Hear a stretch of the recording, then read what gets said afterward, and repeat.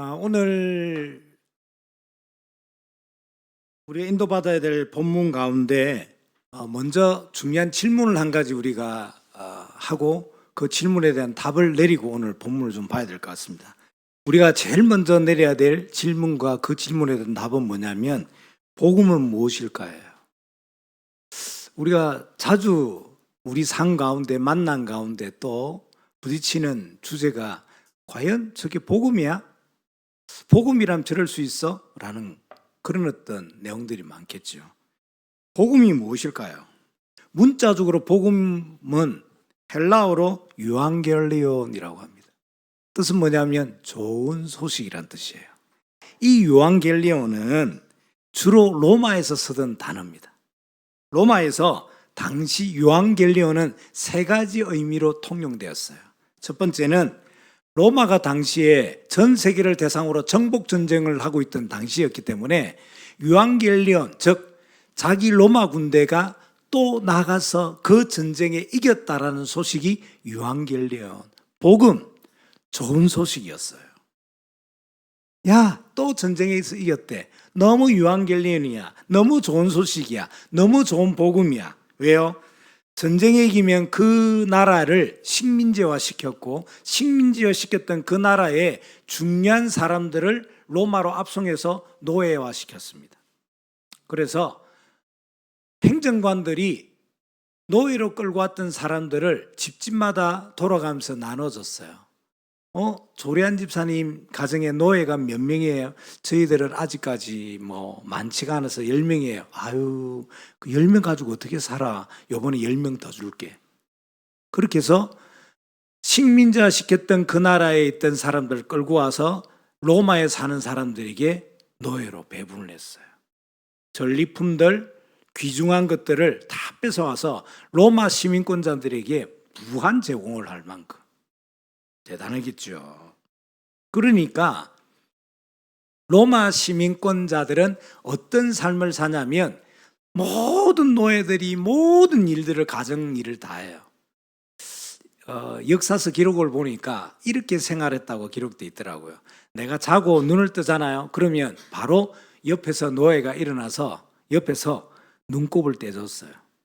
그리고 일어나면 옷을 입혀주고 벌리면 치카치카를 시켜주고 식탁으로 이동하면 입만 벌리면 밥을 넣어주는 주인 된 사람은 사실은 할 것들이 아무것도 없는 이런 삶을 사니까 얼마나 그래서 전쟁에 이겼다는 소식이 그들에게는 얼마나 유앙겔리온 좋은 소식 복음이겠습니까?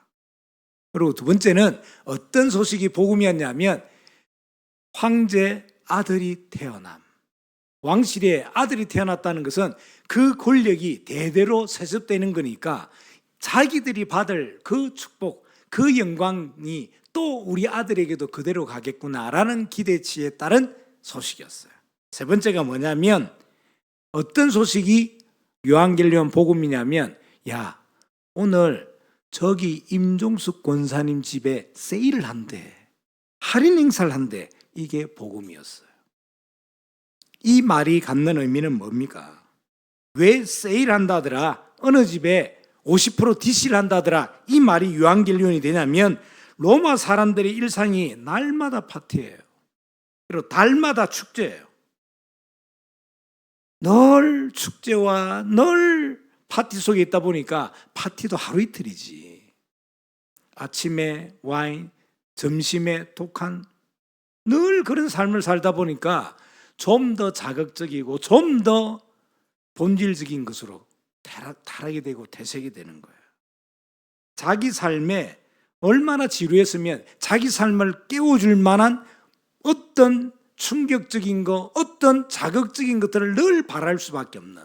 그래서 어느 집에 축제를 넘어서 세일한다 이러면 거기에 열광을 하는. 한마디로 로마에 사는 로마인들은 쾌락, 타락의 최고점을 달리는 삶을 살았다. 그러다 보니까 당연히 자기들 삶을 그렇게 최고점을 향해 달려가도록 도와줬던 로마 황제는 단순한 왕의 개념이 아니라 사람의 개념을 넘어서 신격화되는, 그래서 그 왕을 부르는 단어가 뭐냐면 퀴리오스. 뜻이 뭐냐면 주인. 뜻이 뭐냐면 소유자, 통치자라는 뜻이에요. 황제의 절대적인 권위와 신성을 보여주는 단어 퀴리오스. 우리 인생의 주인은 우리 황제라는 퀴리오스, 주인이라는. 자, 이런 문화 속에서 파티도 하루 이틀이고요, 술 문화도 하루 이틀이지. 눈 뜨면 파티, 눈 감을 때까지 파티. 삶이 삶이겠냐고요.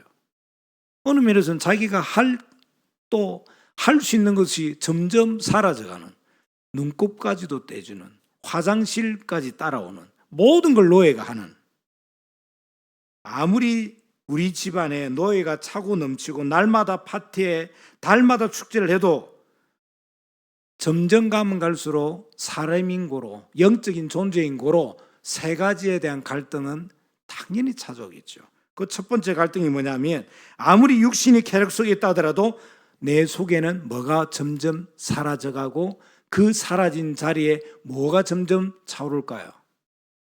잘 아는 대로 평안이 없는 거예요. 육신의 편안함은 있는데 영혼의 평안은 없는 거예요.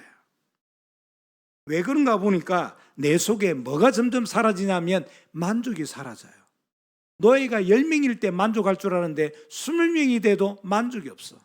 아침에 파티 한번 했으면 좋겠다고 생각했는데 아침마다 파티를 해도 나에게는 만족이 없는, 평안이 없고 만족이 없는, 왜 이런 인생을 살지? 조금 더 눈을 뜨고 보니 내 삶에 뭐가 없는 겁니까? 참된 안식이 없는 거죠.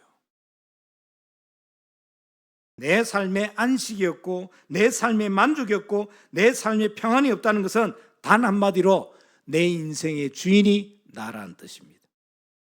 반대로 이야기하면 내 인생의 참된 주인을 못 만났다는 뜻이죠. 그러니 두 번째 문제가 나의 인생을 끌고 가게 되는데, 둘째, 우리 인생의 주인을 못 만나니까 내가 책임져야 되고 내가 해결해야 되고 내가 계획해야 되고 내가 무엇인지 내가 중심이 되는. 그런데 성경은 내가 내 인생의 주인이고 내가 모든 걸 알아서 진행한다고 생각하는데, 성경에는 그런 상태, 그런 인생을 뭐라고 이야기하냐면 예레미야 17장 9절 10절 성경을 한번 찾습니다. 구약이고요, 아사렘 돼 있죠. 예레미야 17장 9절과 10절입니다. 색인의 아사렘 돼 있습니다.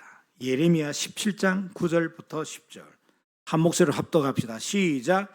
만물보다 거짓되고 심히 부패한 것은 마음이라. 누가 능히 이를 알려마는. 나 여호와는 심장을 살피며 폐부를 시험하고 각각 그의 행위와 그의 행실대로 보응하나니. 무슨 뜻입니까? 창조주 하나님을 떠난 인간은 자기 마음조차도 자기 자신이 알지 못하는 상태로 살게 된다. 그런 존재가 되어버렸다. 하나님만이 나의 진짜 모습을 아시는 유일한 분이시다. 내가 내 인생의 주인이기 때문에 내가 모든 걸 끌고 가고 판단하고 결정되었던, 내가 계획한 대로 다 될 줄 아는데 전혀 아니구나. 사실은 나 자신도 나 자신을 모르는 그런 인생으로 밀려서 사는구나. 왜 그렇다고 성경은 이야기합니까? 창조주 하나님을 떠났기 때문에. 그럼 왜 떠났으며 어떻게 떠났는가를 성경만은 밝히고 있잖아요. 그 본문이 어디죠? 창세기 3장. 성경 창세기 3장에는 분명히 밝히고 있습니다. 뭘요? 창조주 하나님을 떠나게 만들었던 존재, 떠나게 만든 방법, 떠난 이유의 삶을 분명히 밝히고 있습니다. 분명하게 창조주 하나님을 떠나게 만들었던 존재를 무엇이라고 밝히고 있습니까? 사단. 이 사단의 주목적은 하나님과의 관계 단절입니다. 우리 눈에 볼 때는 돈 문제고 우리 눈에 볼 때는 사람들과의 갈등이지만 영안을 열고 보면 사단의 주 목적은 뭐예요? 관계를 단절시키는, 하나님과의 관계, 하나님의 백성들과의 관계를 단절시키는 것이 사단의 주 목적입니다. 창조주 하나님을 떠났던 존재가 사단이라면 이 존재가 하나님을 떠나게 만들었던 방법은 뭘까요? 바로 말씀에 대한 불신앙입니다. 하나님을 떠나게 만들었던 사단은 처음부터 직접적으로 하나님을 다하여 하나님께 대하여 대적하게 만들지는 않았습니다. 다만 하나님의 말씀에 대하여 뭘 하도록 만드냐면 의심하도록 만들어요. 사단은 아담과 하와 머릿속에 뭘 심어놓고 나갔냐면 물음표 하나를 심어놓고 간 거예요. 많은 걸 한 거 아닙니다. 머릿속에 물음표 하나를 심어놓다니까. 말씀. 그 말씀에 대한 의심. 오늘날도 동일합니다. 말씀보다는 세상의 정보와 가치, 말씀보다는 자신의 경험과 감정을 더 신뢰하도록 만드는 존재. 그래서 창조주 하나님을 떠나게 만들었던 통로가 뭐가 되냐면 내 생각이 되도록. 알게 가십시오. 창조주 하나님을 떠나게 만들었던 배경 존재 사단, 그 존재 사단이 썼던 방법, 말씀에 대한 불신앙, 그 존재가 하나님을 떠나게 만들도록 만들었던 그 통로가 뭐라고요? 내 생각. 사단은 내가 마음과 생각의 문을 열어주지 않는데도 불구하고 억지로 들어와서 내 생각과 마음을 억지로 열어서 거기에 뭘 심을 수 있는 존재가 아닙니다. 하나님이 할 수 없는 것들이 두 가지잖아요. 첫 번째, 거짓을 말하거나 거짓을 선포할 수 없습니다. 두 번째 뭐예요? 우리 마음, 우리 인생에 억지로 파고 들어올 수가 없어요. 왜? 우리에게 하나님은 영적 존재로서 뭘 주셨냐면 자유의지를 주셨기 때문에. 그래서 하나님이 우리 인생의 주인이 될 때 인격적으로 마음의 문을 열고, 로마서 10장 9절 10절, 요한복음 1장 12절, 영접하는 자, 곧 그 이름을 믿는 자들에게는 사람이 마음으로 믿어 의에 이르고 입으로 신하여 구원에 이르리라. 함부로 하실 수가 없어요. 사단도 마찬가지입니다. 죄를 함부로 우리에게 턱 던져줄 수 있는 존재가 아닙니다. 우리가 문을 열기 때문에, 우리가 인정하고 어느 면에서는 기대하기 때문에. 성경 한 구절을 좀 더 찾아봅시다. 잠언 14장 12절입니다. 구약에 시잠전 돼 있죠. 색인에. 잠언 14장 12절.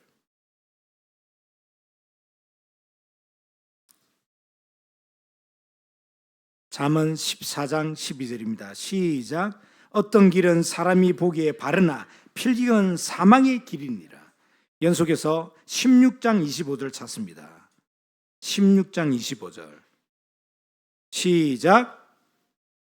잠언 16장 25절. 시작.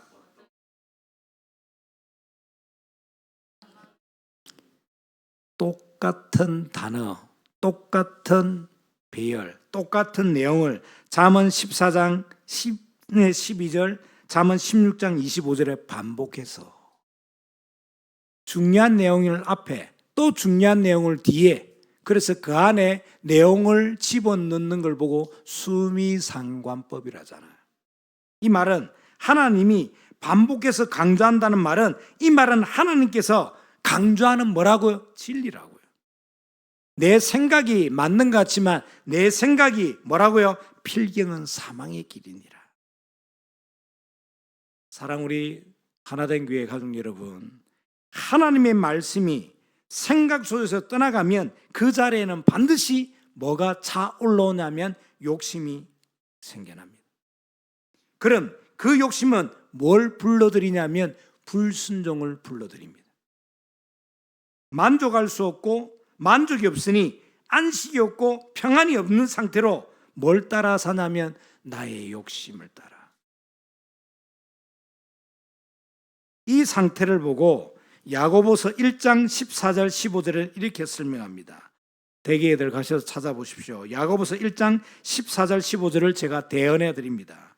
오직 각 사람이 시험을 받는 것은 자기 욕심에 끌려 미혹됨이니 욕심이 잉태한 적 죄를 낳고 죄가 장성한 적 사망을 낳으니라. 이런 배경 속에 놓이다 보니까 나 스스로는 이 배경을 바꿀 수가 없는 거예요.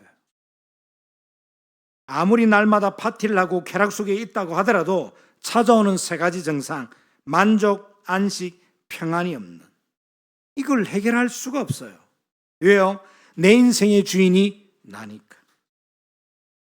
참된 내 인생의 주인을 못 만나니 내가 책임지고 내가 알아서 해야 되는 어떤 상태?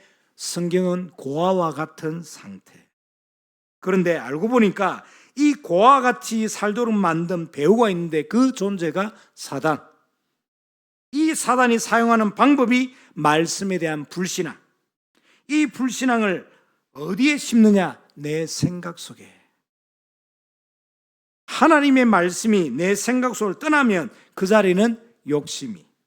그 욕심은 뭘 불러들인다고요? 말씀에 대한 불신앙을. 그래서 욕심에 이끌려 미혹받는 인생, 그 욕심이 잉태하여 죄를 낳고 죄가 장성하여 죽음을 향해 달려가는 인생. 이걸 한마디로 운명사주팔자라고 부릅니다.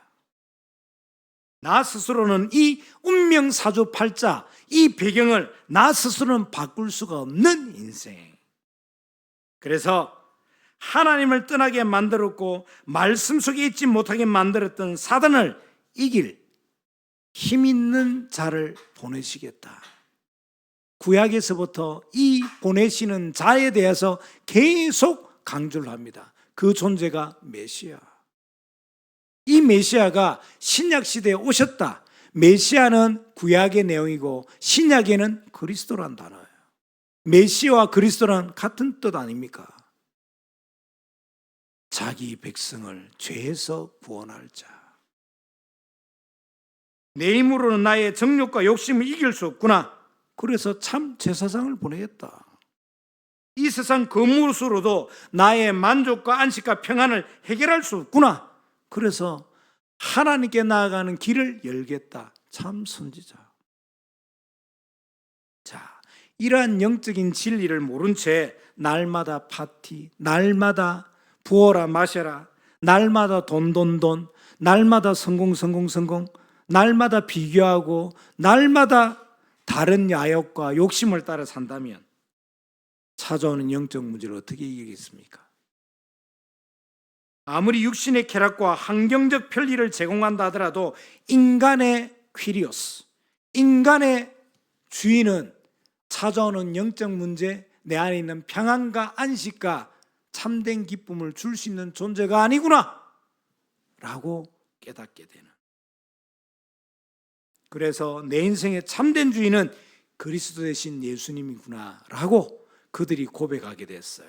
그래서 주는 그리스도시요, 참된 인생의 퀴리오스는 그리스도 되신 예수시요 라는 뜻이죠. 이 고백을 했더니 로마 정권이 들고 일어난 겁니다. 야, 황제가 퀴리오스지 무슨 저기 나사렛에서 난 말도 안 되는 떡집 같은 갈릴리 배경이 있는 저 청년이 무슨 퀴리오스야 라고 박해가 시작되었다. 자, 이러한 인생의 참된 주인인 그리스도 되신 예수님을 사실적으로 성경적으로 복음적으로 딱 만나니 남은 삶을 어떻게 살 수 있냐면 목숨 걸 수 있는 거예요. 왜 이 말을 지금 길게 10여 분 동안 넘게 설명하냐? 이런 결론 난 자가 목숨 걸고 나아온, 하나님께 나아온 이야기가 오늘 성경 본문이다. 그걸 이야기를 하는 겁니다. 마가복음 1장은 예수님의 공생애가 시작되는 장이잖아요. 그런데 마가는 수많은 에피소드 가운데 왜 하필 오늘 나병 환자를 그의 에피소드 전반부에 배치했을까요? 나병이라는 것은 단순하게 고칠 수 있는 그런 병이 아닙니다. 나병은 당시 불치의 병이에요. 그리고 불치의 병으로 감주됨을 넘어서 당시 유대인들에게는 나병은 어떻게 인식되었냐면, 나병 걸린 자는 하나님께 버림받은 인생, 하나님께 저주받은 인생으로 간주되었어요. 잘 아시는 대로 레위기 13장과 14장에 보면 나병 환자는 일반 병자로 취급되지 않았습니다. 나병이 걸리면 몇 가지를 정리를 했어요. 첫 번째는 유대 공동체에서 추방시켰습니다. 그리고 두 번째는 가족들과 격리시켰습니다. 절대 가족을 못 만나도록. 그리고 성전에 들어갈 수가 없었어요. 더한 것은 사람을 만나면 저 멀리서 사람이 나타나면 자기 스스로 고백하도록 했어요. 어떻게 고백하도록 했냐면, 나는 부정하다, 나는 부정하다라고 고함치도록. 그래서 사람들이 자기 옆에 못 오도록 만들었어요. 스스로 격리하도록. 그리고 다섯 번째는 옷을 찢었어요. 그리고 머리를 풀어 헤쳤어야 됩니다. 나병 걸린 자의 모습이 어떤 자의 모습과 동일했냐면 시신의 모습과 동일했습니다. 관 속에 들어가기 전에 시신의 모습과 거의 흡사한. 그래서 당시 유대인들은 나병이 걸린 사람을 단순하게 병이 걸린 사람으로 인식하지 않고 하나님의 심판과 연결하여 보는 그런 시선들이 생겨난 겁니다. 왜? 그러면 이 나병이 이만큼 중요하고 성경에서 이렇게 강조하냐면 나병과 죄가 갖는 현상이 똑같기 때문에. 사랑하는 가족 여러분, 한번 우리가 생각을 했으면 좋겠습니다. 죄를 지으면 어떤 현상들이 나병과 동일하게 드러나냐면, 일단 죄는 관계를 끊잖아요. 어떤 하나님과의 관계, 하나님의 백성들과의 관계. 그리고 뭘 무너뜨리냐면 믿음의 공동체, 가정 공동체를 무너뜨려요. 하나님이 제도로 주셨던, 유일하게 제일 첫 번째 펄스트로 주셨던 공동체가 가정 공동체인데 죄는 가정 공동체를 무너뜨려버려요. 결국은 영적인 죽음으로 죄가 내어 몰듯이 우리 인생을, 나병이 걸린 사람은 마치 송장의 모습처럼 헤매고 다녀야 되는, 죄를 가지고 죄에 대해서 연약한 사람은 그런 인생을 산다 이 말이에요. 그래서 나병이 걸렸다는 것은 단순한 병이 아니라 저 사람이 얼마나 죄가 많으면 하나님께 저주를 받았냐라는. 근데 기억하셔야 될 부분은, 병은 단순하게 나병과 같은 그런 병도 있지만 육신의 연약함이나 또는 피로나 또는 사고 때문에 걸리는 병도 있다는 걸 기억하셔야 돼요. 또 태어날 때부터 장애가 가지고 있는 것도 있습니다. 이것들을 다 죄로 연결하는 것을 보고 정죄주의라고 그래요. 율법주의라고 이야기하죠. 너 나병 걸렸어? 어머, 너 나병 환자. 이걸 내 안에 신비적인 어떤 개념을 가지고 판단하면 어떻게 이야기할까요? 어머, 얼마나 귀신에게 농락당했으면, 얼마나 영적 문제가 많았으면. 사람마다 연약한 부분이 있습니다. 사람마다 부족한 부분이 있잖아요. 사람마다 구멍이 다 있잖아요. 그것을 기도로 메우고 그것을 사랑으로 섬기는 게 그리스도인의 역할이지. 그 섬김은 없이, 그 보충과 무릎 꿇음과 중보기도 없이 무조건 저 사람에게 잘해줘서 교회 데려와야지, 저 사람을 어쨌든 설득하고 설명하고 어쨌든 해가지고 잘해줘서 저 사람을 우리 교회 데려오고 예수 믿게 해야지, 그것은 동기입니다. 다시 얘기합니다. 예수 믿게 하기 위하여 잘해주는 것은 숨은 동기예요. 내가 예수를 믿기 때문에 잘해주는 것은, 잘해지는 것은 복음의 능력입니다. 이게 거꾸로 바뀌면 안 돼요. 요한복음 9장에는 한 환자가 등장하잖아요. 어떤 환자? 날 때부터 소경된 자. 태어날 때부터 소경이란 장애를 가지고 난 그 소경을 하여 율법학자들이 지적합니다. 예수님 앞에서 저 소경된 자는 왜 어떤 죄로 소경이 됐습니까? 태어날 때부터 장애를 가지고 난 이렇게 이야기합니다. 자기의 죄입니까? 아니면 부모의 죄입니까? 그때 예수님이 뭐라고 하십니까? 누구의 죄 때문이 아니라 그에게서 하나님이 하시는 일을 나타내고자 하심이라.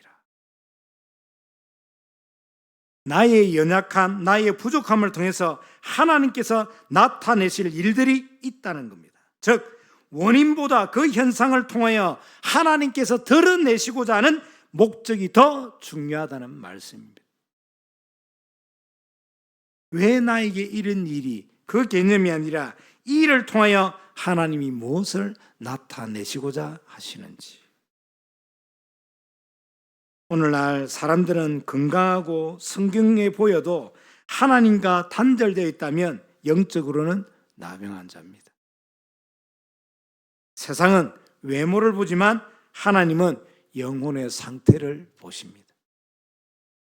죄는 겉으로는 보이지 않아도 영혼을 썩게 만듭니다.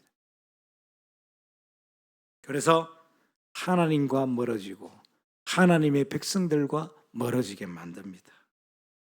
그러므로 나에게 있는 시급한 문제는 드러난 육신의 문제가 아니라 나의 영혼의 상태입니다.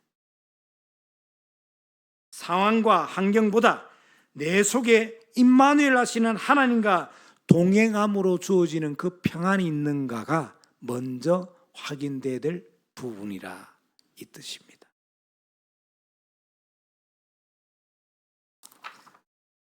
우리가 오늘 중요한 본문을 인도받고 있는데 이 나병 환자를 만나는 이 에피소드 속에서 우리가 두 번째 꼭 마음에 담아야 될 내용이 뭐냐면 오늘 본문에는 예수님의 놀라운 액션이 하나 있어요.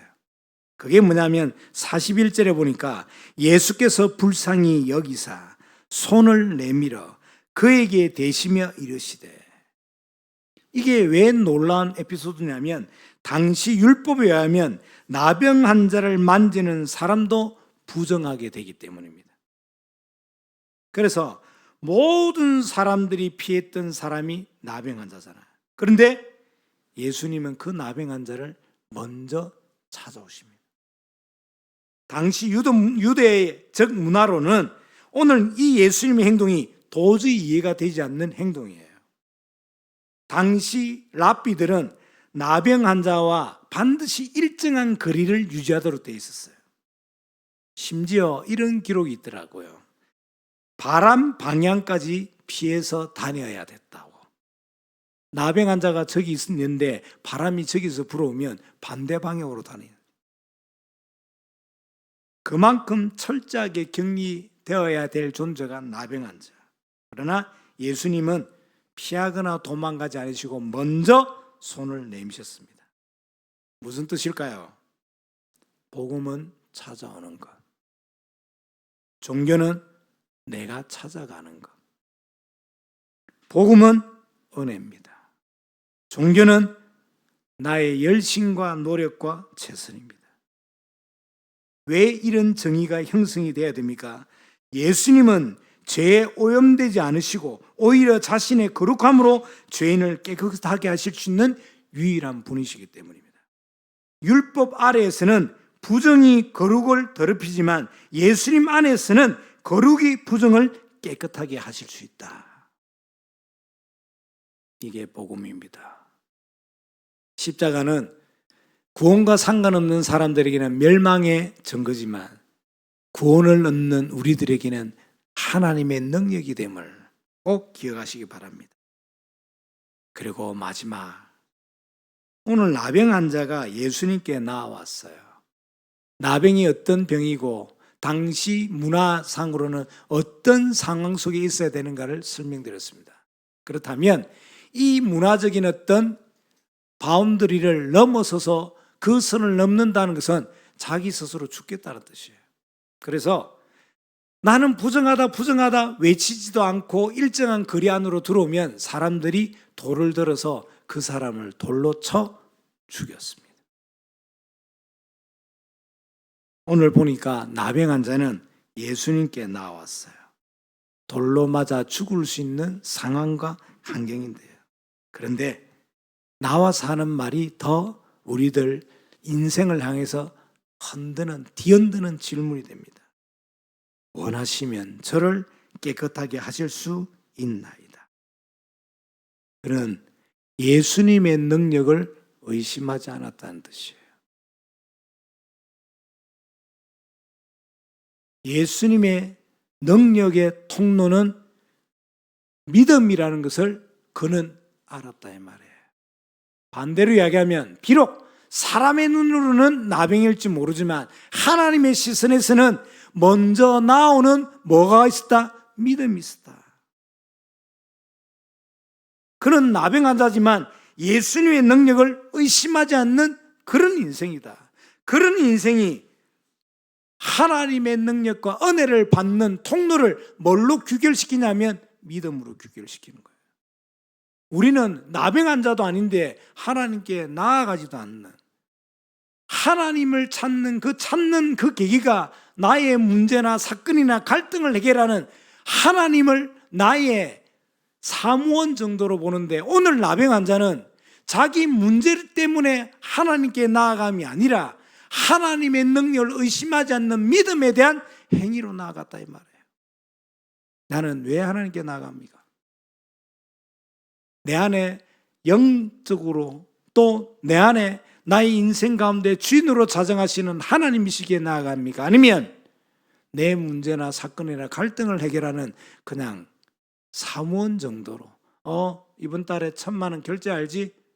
1,000만 원 결제가 돼야 되니까 얼른 알지? 좀 부족해? 그럼 내가 새벽기도 나가줄게. 부족해? 철야 좀 더 해줄게. 부족해? 금식도 할 수 있어. 열심, 최선, 노력, 그것이 어느 정도 상달되면, 채워지면 나가는. 우리 수아가 아빠 신발 하나 사주세요. 그래, 이번에 점수가 90점 받았잖아. 긴장 풀면 안 된다. 알지? 100점 받으면 내가 툭 킬래. 수아가 새벽에도, 수아가 밥도 안 먹고, 수아가 학교에서도 코피를 흘려가면서 이렇게 해야 신발을 사주는 아버지라면 어느 면에서는 수아는 고아일는 줄도 모릅니다. 진정한 부모라면 자녀가 신발 사달라는 말 이전에 그 신발의 상태를 꿰차고 있는 거죠. 육신의 부모도 그런데 하나님은 어떠실까요? 왜 내가 하나님께 나아가며, 무엇 때문에 나아가며, 나아갈 때 나의 중심의 자세가 무엇인지 하나님 아시잖아요. 그래서 사단이 그걸 너무 잘 알기 때문에 내 생각에 오염된 생각으로, 내가 가지는 언약에 변질된 복음으로. 사랑하는 가족 여러분, 결론 아닌 결론을 맺겠습니다. 지금 언약과 믿음을 선택하면 믿음이 나를 끌고 가게 됩니다. 지금 믿음을 선택하면 그 믿음이 나의 문제를 허락하신 이유와 목적과 계획에 맞는 뜻으로 인도하십니다. 내가 오늘 언약을 선택하면 문제 해결과 문제 사건, 갈등을 해결 이전에 올 수밖에 없는 이유가 깨달아지는 축복으로 들어가게 됩니다. 속지 않기를 예수 그리스도 이름으로 축원합니다. 오늘 결론입니다. 예수님께서 지금 나병 환자를 치유하시는 것은 그 병을 낫게 하는 것이 목적이나 목표가 아니라 예수님의 치유의 목적은 하나님께 예배하는 삶으로 되돌이키기 위함이십니다. 예수님은 오늘 이렇게 이야기합니다. 제사장에게 가서 몸을 보이고 모세가 명한 예물을 드리라고 명령하십니다. 당시 문화에는 레위기 14장에 보면 나병이 나은 사람은 제사장의 판결을 받아야만 가족에게나 공동체로 복귀할 수 있습니다. 또 성전으로 들어갈 수 있습니다. 치유는 단순하게 건강을 회복하는 것이 아니라 하나님과의 관계가 회복되는 일입니다. 예수님의 치유는 육체뿐만 아니라 예배 회복, 언약 공동체 회복, 하나님과의 관계 회복이 목적이고 목표입니다. 그러면 반대로 이야기하면 내 삶 가운데 하나님 관계가 부실하고 부정하고 교회 공동체와의 그 관계가 뭔가 깨끗하지 못하고 투명하지 못하다면 하나님이 내 인생에 어떻게 개입하실까요? 개입하시는 내용은 다 사람마다 다르겠지만 그것을 뭘로 인지를 해야 된다고요? 하나님의 개입하시는군. 그 개입을 통해서 하나님은 하나님과의 관계, 교회 공동체와의 관계, 우리 가족과의 관계를 하나님이 점검하기를 원하시는구나. 이런 하나님의 음성이 말씀대로 기도 속에서 깨달아지고 누려지기를 예수 그리스도의 이름으로 축원합니다.